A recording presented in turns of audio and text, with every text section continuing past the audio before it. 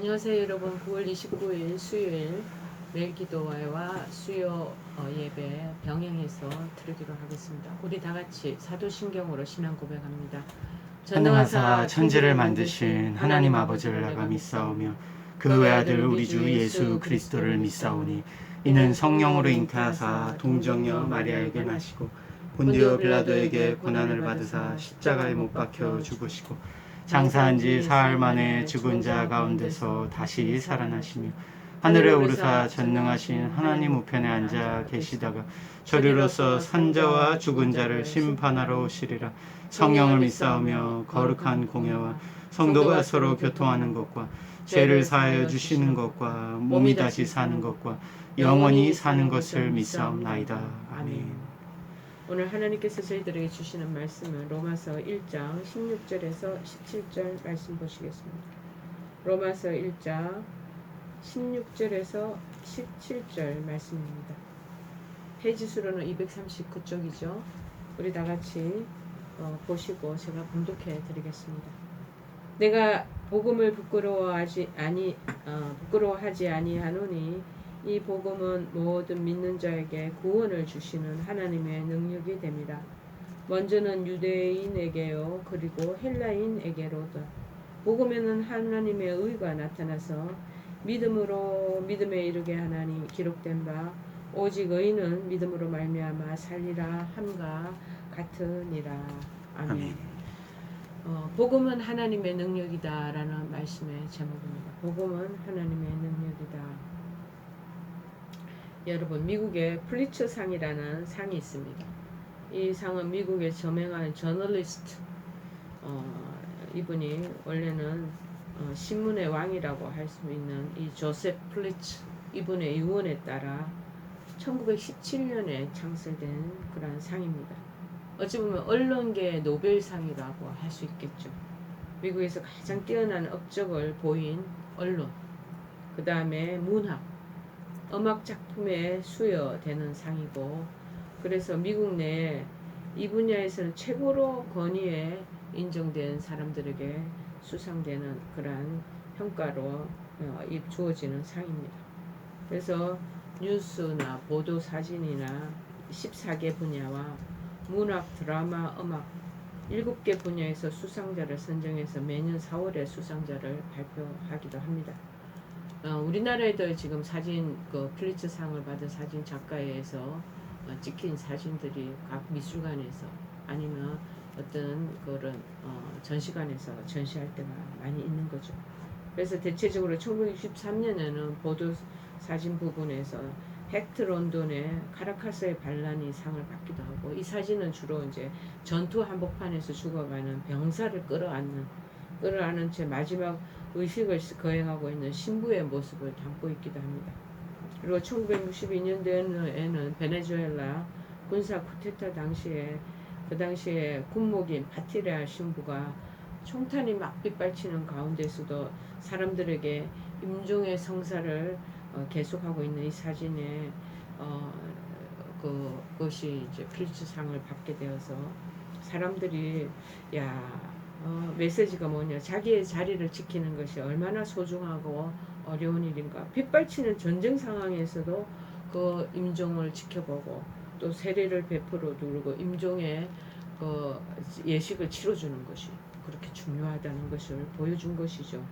그래서 이 민족의 위기 상황에서 그리스도인이 있어야 할 자리는 어딘가, 그것을 다시 깨우쳐지고 생각해 하는 그러한 귀한 사진이었습니다.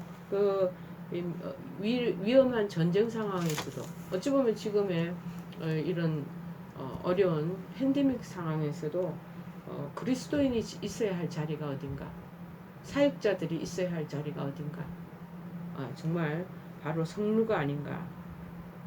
성루라는 것은 하나님의 귀한 내려진 그런 공간과 장소를 얘기하는 거겠죠. 소명을 받은 자가 죽어야 할 자리, 비록 총탄이 날아오는 그 자리라도 임종을 의식을 치르고 세례를 베푸고 죽어가는 병사를 끌어안은 채 마지막 의식을 수행하고 있는 그런 성직자들의 모습은 참 감명을 줍니다. 자, 하박국 선지자는요, 나라가 위기에 처해 있을 때 파수하는 곳에 서서 하나님의 말씀을 기다렸습니다. 이때 그가 받은 계시의 말씀이 마틴 루터의 종교개혁의 신앙적 토대가 된 의인은 믿음으로 산다라는 그 말씀인 것이죠. 의인은 오직 믿음으로 말미암아 죽고 사랑하는 것을 위하여 몸을 던진다는 말씀이 아니겠습니까? 그런 사람은 하나님조차도 감동시키는 그런 사람인 것입니다. 여러분, 이 팬데믹 상황에서도 저희들도 병원교회가 지금 활동을 하지 못하고 사명으로 말씀을 전하지도 못하지만 아니 되겠다 해서 1월 달부터 저희들이 이 영상으로 말씀을 전하기로 결심을 하고 지금까지 이 의식을 지켜오고 있는 것입니다. 그래서 병상에서 퇴원해서 나간 분들이 말씀의 자리에 다시 들어오고 본인들의 교회도 있겠지만 이 병원교회에서 행해지고 있는 말씀 선포도 듣고 그래서 은혜를 나누기도 하고 그래서 그 부분이 감사해서 또 감상금을 또 보내기도 하는 그러한 일들이 저희들에게도 지금 암묵적으로 이루어지고 있습니다. 옛날 1517년도에 10월 31일 당시 독일의 비텐베르크 성당의 신부였던 마틴 루터의 얘기가 있습니다. 이 마틴 루터는 교황을 위해서 95가지의 질문이 담긴 조항을 교회 벽보에다가 망치로 탕탕탕 박았습니다. 이것은 그 당시 교회가 잘못하고 있는 부분을 성경적으로 조목조목 반박한 것으로 그것이 사실인지 아닌지 이거 한번 만나서 우리 토론합시다 하는 내용이 담겨져 있는 그러한 반박문입니다. 그런데 이 사건이 그렇게 큰 파장을 몰고 올 것은 루터 자신도 몰랐다고 합니다. 그래서 신학자 칼 바르트는 이것을 이렇게 비유합니다. 이것은 마치 루터가 캄캄한 밤에 오래된 성당 종탑으로 기어 올라가서 더듬더듬 거리다가 끔끔한 데서 밧줄이 이렇게 손에 잡혀서 세게 그거를 잡아 다녔더니 종소리가 너무나 크게 나서 자는 사람들을 다 깨우고 루터 자신도 그 종소리에 깜짝 놀란 거예요. 그래서 그 자리에 그냥 주저앉았다라는 내용입니다. 이 사건이 나자 교회 관계자들이 교황에게 보고를 하는 거죠. 그들이 당시 교황의 레오 10세가 첫마디에 이렇게 말했다는 것을 기록한 내용이 나옵니다. 그 독일인 술 취했군. 술김에 올라가서 그것을 밧줄을 당겼지. 그래서 사람들을 놀래서 깨웠지. 술김은 아마도 그 당시 다시 정상적인 생각으로 돌아올 거야. 그렇게 엎조렸다는 것입니다. 그러나 그 당시에 루터는 술도 취하지 않았고 그때 박은 망치 소리, 반박문에 대한 망치 소리는 온 세상 사람들을 세상을 뒤집어 놓았던 것입니다. 참으로 루터는 생각하면 생각할수록 위대한 인물이 아닌가 그런 마음이 듭니다. 그가 일으킨 것이 이제 종교 교획이라는 것이에요. 종교적인 이제 계획을 일으켜야 된다. 그래서 우리가 이 종교 계획을 통해서 10억에 속한 그 개신 교회가 생겨났을 뿐만 아니라 중세 암흑 속에 살던 사람들의 정신과 신앙을 일깨우는 것. 자는 사람을 일깨우듯이 신앙을 깨우게 됐고 그래서 근대가 시작이 되고 야만족이던 이 게르만 독일 민족은 그래서 그 뒤로 칸트가 그리고 베토벤을 배출시켰고 바이킹 국가 영국은 섹스피어와 민주주의를 그때부터 낳게 되었고 미국은 청교도와 함께 세계적 강국으로 그렇게 출현하게 되는 놀라운 일들이 발생하게 되었고 이 일로 인해서 우리나라 우리 조선도 어떻습니까? 한국은 5천년 우상을 버리게 되었고 근대화와 문화화로 세계적인 나라의 반열에 우리도 점차 세워지는 그런 기초가 마련된 것입니다. 이 모든 것은 시초가 누구냐? 시작은 한 사람 루터에 의해서 이루어진 것입니다. 그러기에 이 본문 오늘 본문은요. 로마서 전체에 어떤 신약 전체에 매우 중요한 그런 중추적인 역할을 하는 구절이라고 말할 수가 있습니다. 복음은 능력이다 라는 이 표현은 바로 복음 메시지의 역동성을 의미한다고 얘기할 수 있는 것입니다.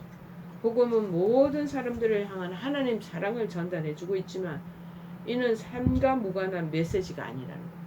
메시지를 위한 메시지가 아니라 이 일상적인 우리 삶과 함께 묻어나오는 이것이 같이 서로 연합되어서 나오는 그런 능력이라는 거예요. 그래서 믿음으로 응답하며 살아가는 모든 사람들과 함께하는 그런 놀라운 메시지고 소리라는 것입니다.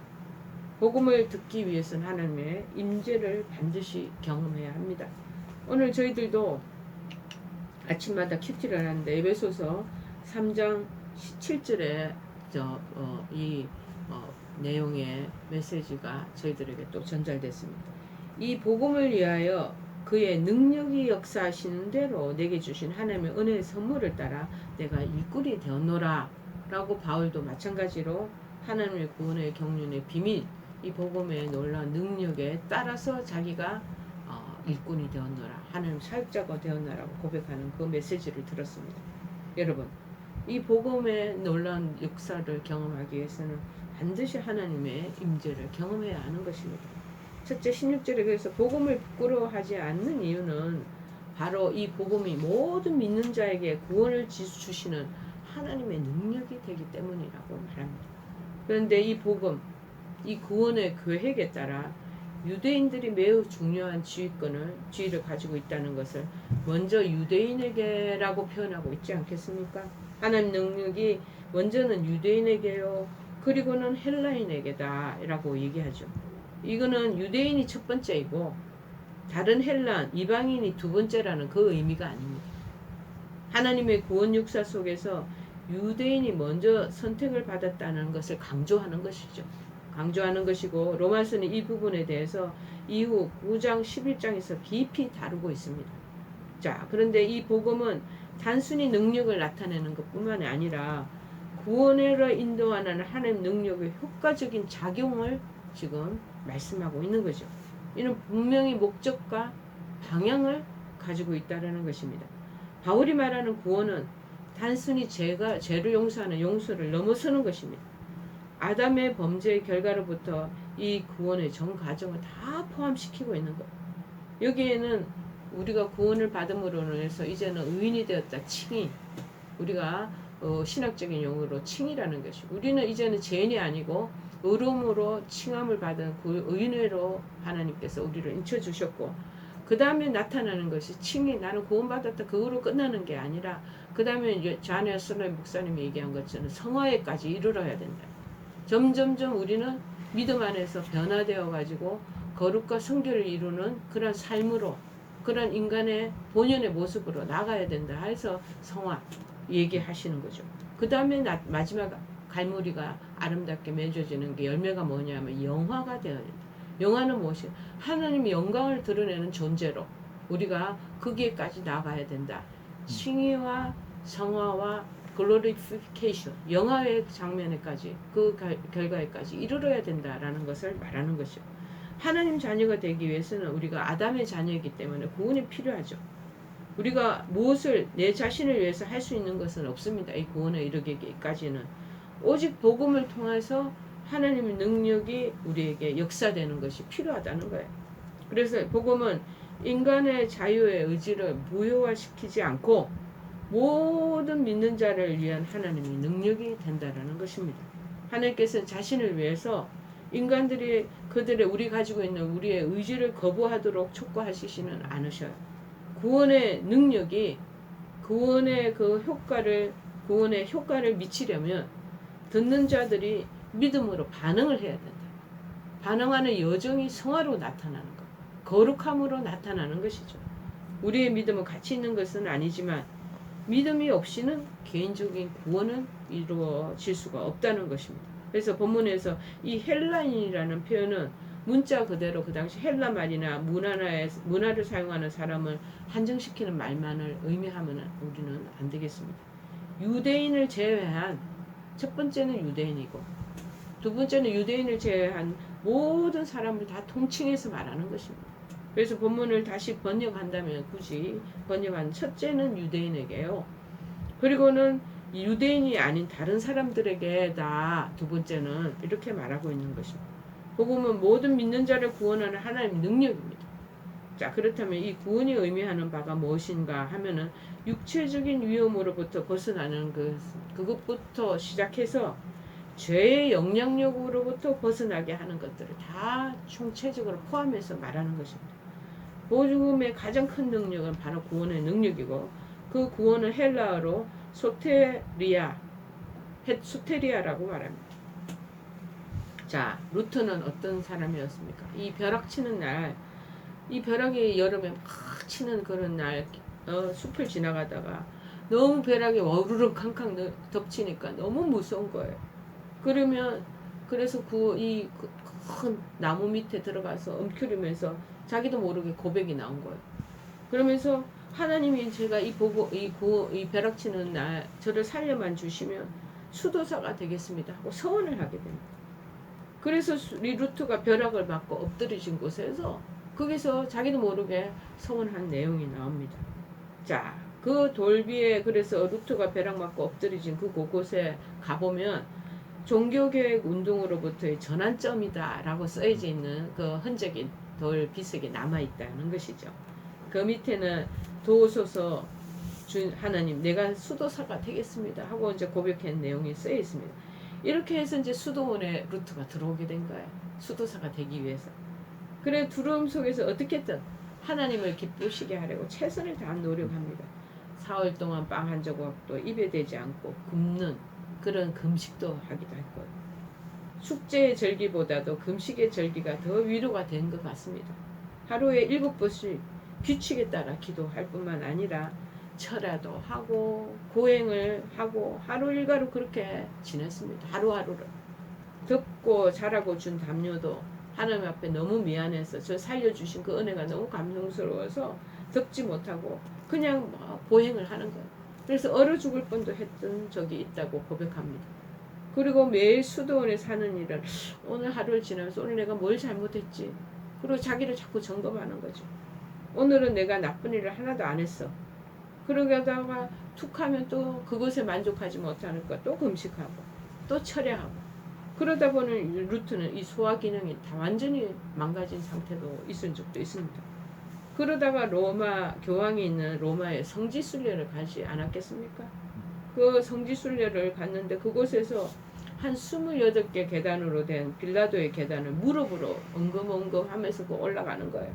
한 계단을 주기도문으로 외우며 올라가면 연옥에서 형벌이 감해진다는 소리를 듣고 그래서 난 28단계를 주기도문으로 올라가는 거예요. 그 얘기를 했는데 아무런 마음의 변화가 안 일어나는 거죠. 오히려 그 당시에 그 거룩한 도시 로마 이 시티는 성직자들이 탈선하고 믿음 좋은 사람들이 믿음 안에서 이탈되고 성직의 매매가 이루어지고 그리고 매음으로 가득 찬 것을 보고 매우 실망에 차서 다시 수도원으로 돌아온 적이 있습니다. 그런데 이런 두려움은 루트만 있었던 것이 아닙니다. 중세를 살던 사람들은 뭔가 모르는 불안 속에서 살은 것입니다. 그 불안과 두려움을 해결하기 위해서 그 사람들이 했던 것이 뭐냐. 이제는 성물 숭배는 거예요. 그러니까 성인들이 죽고 난 뒤에 그 유골 그리고 유문 이런 것이 있으면 제옥의 형벌을 면하고 연옥에서의 고통도 면제해 준다고 그렇게 생각을 하면서 그렇게 믿고 살아갔던 거예요. 그래서 심지어 이제 교황 레오 10세도 성자의 유골 하나가 연옥의 형기를 한 4,000년 감면해 준다는데 효과가 있다고 그렇게 말하면서 간직하고 사는 거예요. 이 로마는 그래서 거대한 유물 창고로 가득 찬 겁니다. 그래서 성 칼리스투스지아 납골 땅에는 헤로드 왕 때 베들레헴에서 죽었다는 갓난 아기의 뼈가 한 300개나 묻혀 있었다. 그거는 그렇게 귀하게 성물 숭배 사상이 유행했기 때문에 그런 거예요. 나중에 루트를 도왔던 프리드리 제휴도 얼마나 유물을 소유하고 있었는지 1509년에 그 당시 루카스 크나우가 집계한 목록에 하면 한 5,500개나 5개나 있었다는 거예요. 제가 이제 유럽에 가면은 큰 그 백작이나 그 다음에 후작들이 있었던 그 가문의 큰 문장이 쓰여진 그것이 들어가는 성 입구에 거기에 딱 적혀 있습니다.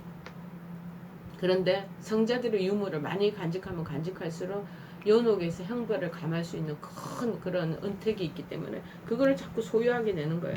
그래서 순교자의 뼈만 이 프레드릭 제후도 한 19,000개가 있었다는 거예요. 제가 이것을 제가 생각하면서 제가 미국에 있을 때 같은 CP 속에서 수녀님이 아일랜드 수녀님 한 분 계셨어요. 그래서 이 수녀님이 저희들을 데리고 한번 그 수도원에 데리고 간 적이 있어요. 그리고 갔는데 거기에 큰 성당이 있더라고. 너무 아름답죠. 그 성당에 보니까 유리 큰 그 강대상 옆에 큰 유리 관이 있더라고. 그러니까 우리가 일반 죽는 그 관인데 그게 유리로 됐어. 그게 성인 누구가 죽었던 그분의 시체가 그대로 그 사람들을 다 방부제로 미라를 해가지고 그게 그대로 보관해놓고 있는 걸 보여주는데 너무나 끔찍스럽더라고.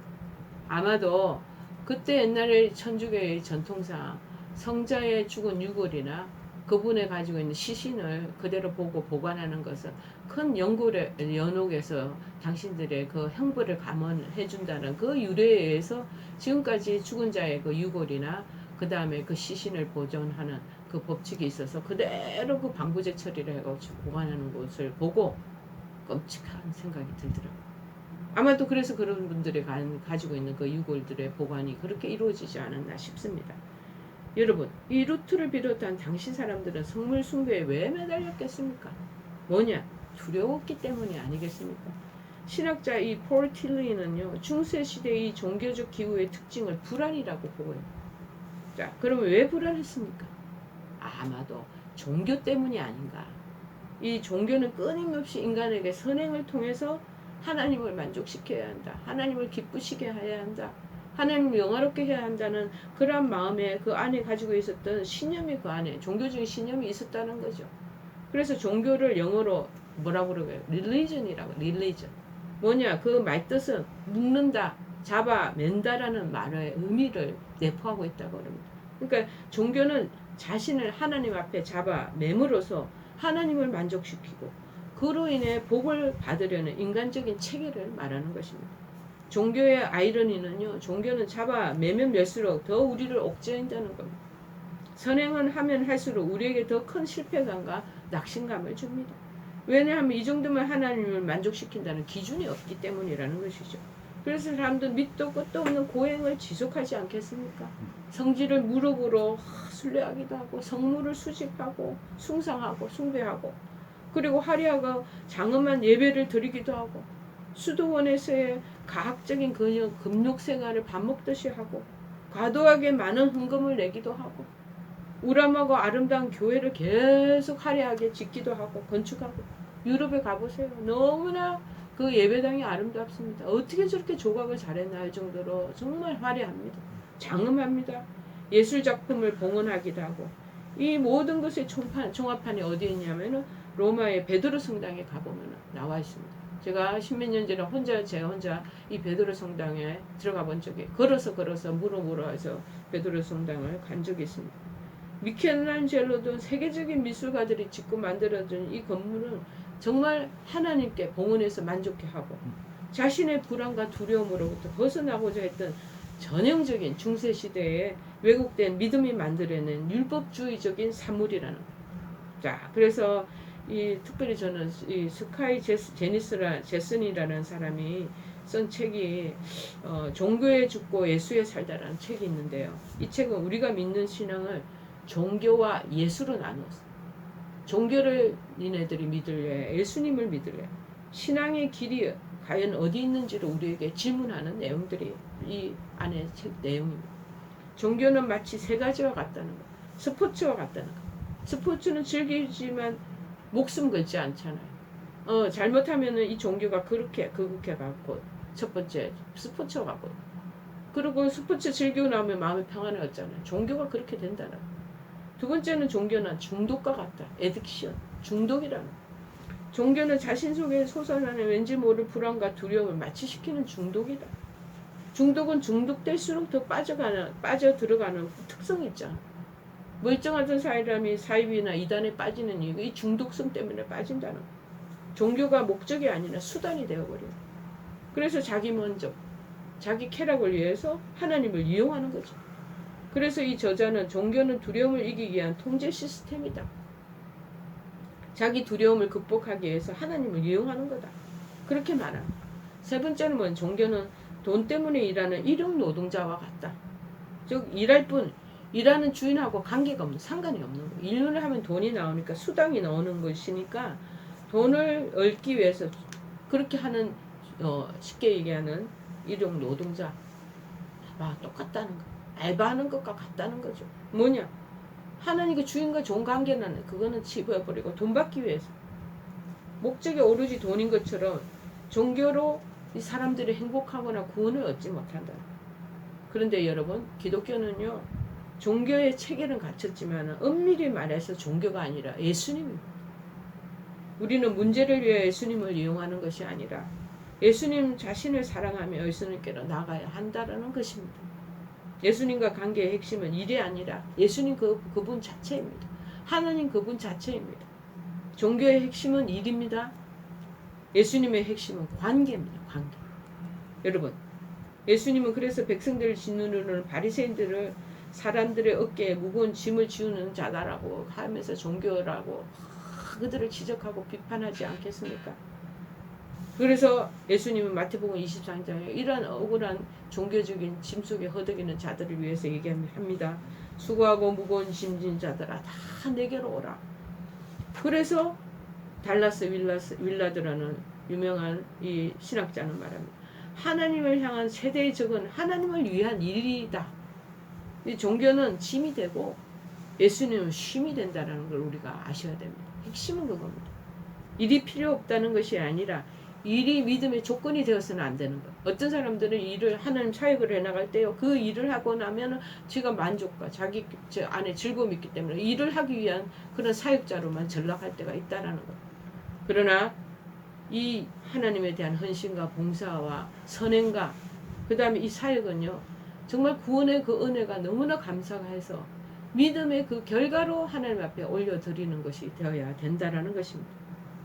그래서 이 마틴 루트는 수단이 아니라 목적이 되어야 돼요.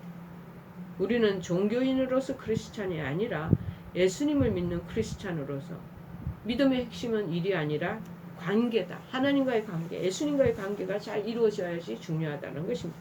여러분, 관계 우리가 사람을 부부 관계도 결혼의 상황도 일을 위한 그 일들을 우리가 결혼했기 때문에 이루어 나가는 게 아니라 그 결혼의 그 상황 속에서 부부간의 사랑의 그 관계가 이루어지는 그 관계를 이루기 위한 그 사랑으로 나가야지 아차 잘못하면 수단이 되어버리면 그거는 나중에 그 관계는 다 깨어져 버리는 것입니다.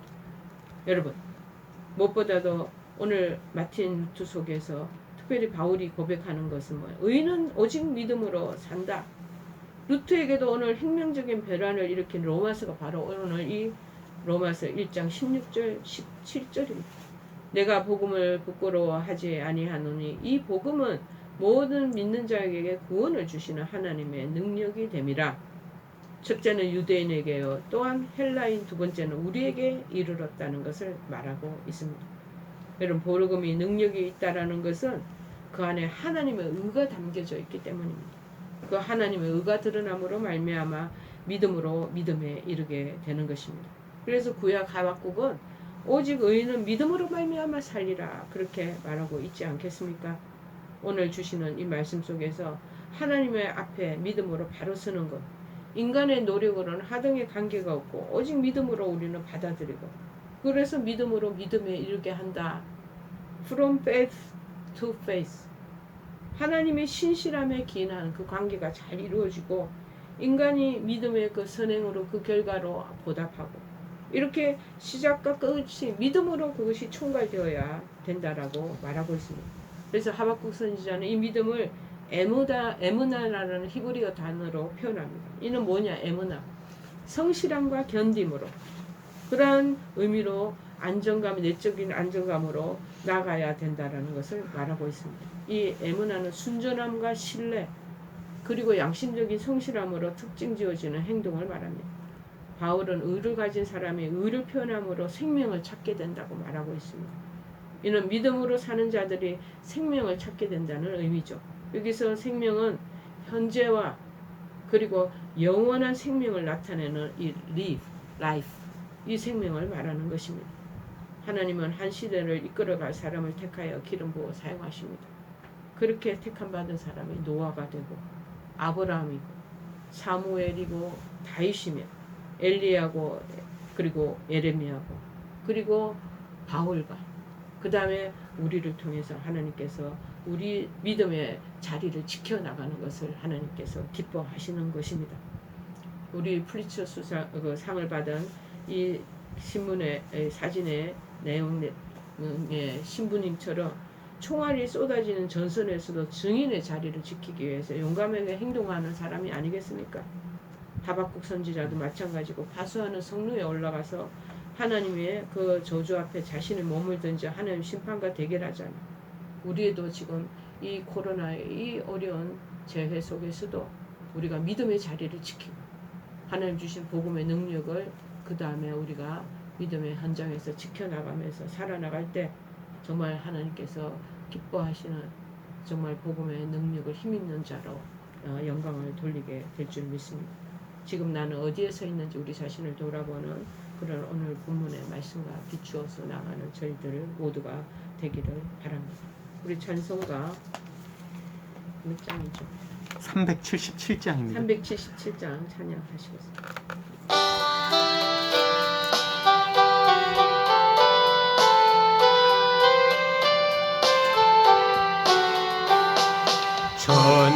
전능하신 주 하나님, 나는 순례자이니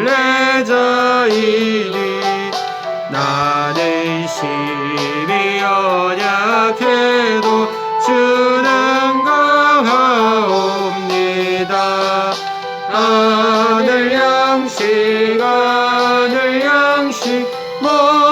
먹여주시옵소서.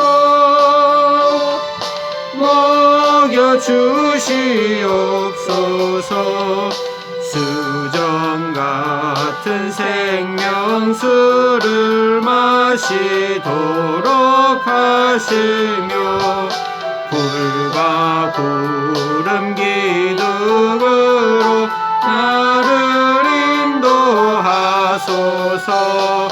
나의 주여 힘과 방패 되소서. 힘과 방패 되소서. 요단강을 건널 때에 겁이 없게 하시고 저기 배는 가나안 땅 편히 닿게 하소서. 영원토록 주께 찬양하리라. 주께 찬양하리라.